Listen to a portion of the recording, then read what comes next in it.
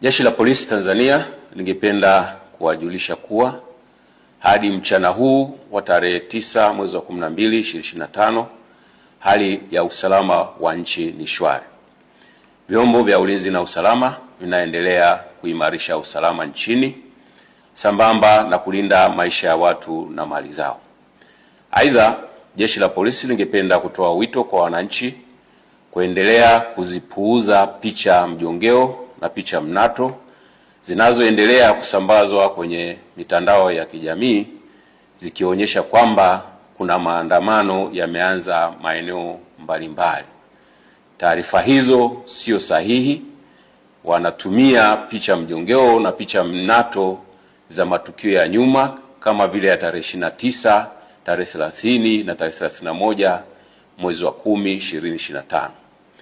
Sambamba na hilo, wenye nia ovu wanaendelea kutumia picha mjongeo za matukio ya nyuma. Kwa mfano, kuna tukio la Juni 2025 ambalo kabila la Wamasai walikuwa wanafanya sherehe zao za jando katika msitu wa Tanapa, lakini imesambazwa kwenye mitandao ya kijamii ikionyesha kwamba Wamasai wameanza kudai haki zao huko jijini Arusha.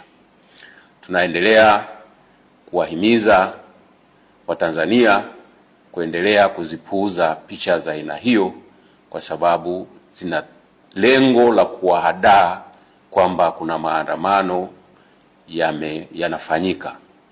Ikumbukwe kwamba maandamano hayo ambayo yalikuwa yanapewa jina la maandamano ya amani yasiyo na kikomo yalipigwa marufuku toka tarehe 5 mwezi wa 12 2025 kwa sababu hayajakidhi matakwa ya kisheria ikiwepo sheria mama, yani Katiba ya Jamhuri ya Muungano wa Tanzania ya mwaka 1977 na sheria ya polisi na polisi wasaidizi sura 322.